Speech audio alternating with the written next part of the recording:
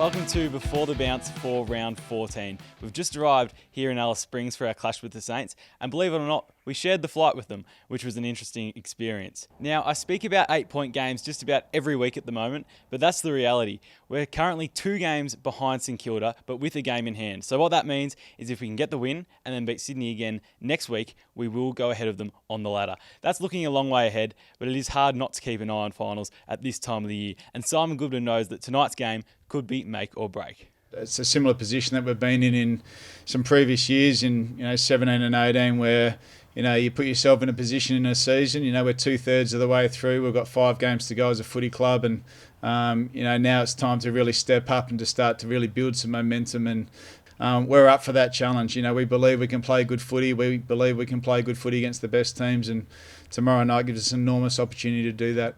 Back on the Saints, we've won just 3 of our last 20 against them, which is not a good record, but I don't think it's something we need to look at too much. All we can worry about is our side, and we've made 6 big changes heading into the game. We've dropped some experience in McDonald and Harms, and we've lost Fritsch as well, him going out after being late to training yesterday morning, but we've added some big ones as well. Max Gawn's obviously the huge inclusion. He'll have his work cut out against Ryder and Marshall. But I want to talk about Josh Wagner. He's a good story. Hasn't played for 12 months. And based on this reaction at training, the boys are certainly happy to have him back in the side. He's played 40 games of senior footy. He was best of field in our practice match last week. And he'll slot in at halfback tonight. Now, a milestone man, Mitch Hannon. He's a great story as well. Comes out of Footscray VFL program. Brings up his 50th game tonight. And we spoke to him yesterday about the big occasion. Mitchy, game 50 for you this weekend, coming in as a mature age recruit from the VFL. Must be nice to tick off that milestone. It is. It's very exciting. You never know when you first get your game as a mature age how long your stint will last in the game. But thankfully enough, I've been able to sort of enjoy some time in the team, and it's a big milestone to be able to sort of tick off for me. I never thought I'd get to something like this, so very happy. You were the latest of late inclusions last week. You haven't had a lot of continuity this season. How's your game tracking? Not too bad. I seem to think that I started off the year in quite a bit of form. I was happy to sort of be back in the team and being able to impact. In recent weeks I've been a little bit up and down, but we also have been as a team. So, like you said, late call up last week. I was thankful to be able to get my opportunity to play, and once again looking forward to playing again this week. The forward line's had another big change this weekend, a few different faces coming in. Are you confident with the mix that we've got up there? Yeah, I am. I'm very confident. I think we've got a very dynamic forward line. Big Sam Wiedemann's playing some great footy at the moment, and the likes of Cozzy Pickett and having Mitch Brown in there as a bit of a change-up. I think we're quite mobile, and a lot of us can play sort of talls and smalls. So whatever they throw at us, I think we'll be very capable of combating. Saints are a really quick side. They like to run off half-back. Is that pressure going to be a real focus for you? It is, yeah. They love to serve that footy off the back 50 and run and carry and so forth. So it'll be important for guys like myself and Cozzy and Spargs and some of the smaller guys to sort of come up at them and put that pressure on to sort of stop that sort of natural game for them. Hopefully Mitchy brings that pressure and hits the scoreboard tonight as well. Now, I want to talk a little bit about the Saints. They've made 2 changes with Hunter Clark and Ed Phillips coming into the side for Jack Bytel and Jake Carlisle, who's a bit of a surprise omission, but they do have a solid back line. I want to talk about their midfield firstly, though. We touched on Ryder and Marshall earlier. They're number 1 in the competition for hit-outs to advantage, but 11th for clearances, so they don't necessarily capitalise on that. We're 14th for clearances, so we're not exactly flying in that area of the game either. So that's one that'll be up for grabs tonight.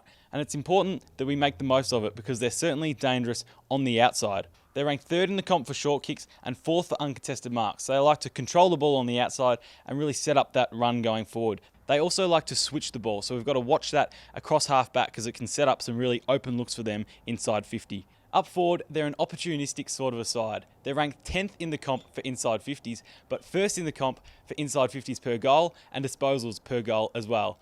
What does this mean? Well, they take their chances and they don't need too many to hit the scoreboard. They're the 2nd most accurate team in the competition and they're 2nd for goals. So our defenders will have to be on their best game tonight. In terms of their players, they don't have as many big names as some teams, but it's some youngsters like your Hunter Clarks and Nick Caulfields across half back, Dan Butler firing up forward, and Jack Steele's been a barometer in the midfield all season. Another one to keep an eye on is Seb Ross. He went to Lachie Neale last week, kept him to 0 clearances for the first time in 5 years. So he could potentially go to a Clayton Oliver tonight.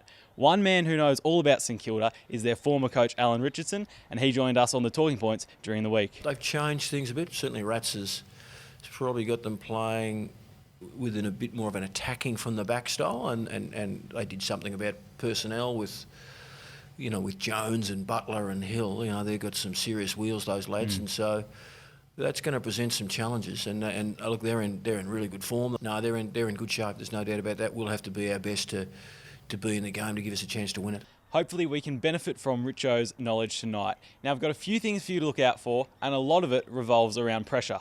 Firstly, our forward pressure, which I thought was quite poor last week. Now the first part of this is that we have to actually bring the ball to ground because they've got some really good intercept markers. If we can do that, we then have to lock it inside 50. We let the Dogs out far too easily last week, including kick-ins, which is one that we really need to slow down. So the Saints like to ping the ball off half-back. We're going to need to improve that aspect of the game.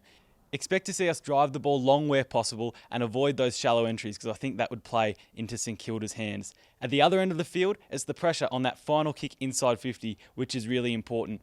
When we do it well, it causes turnovers and puts us in a position to rebound into attack. But when we do it poorly, like we did a few times last week, the opposition can hit targets and get some easy set shots on goal.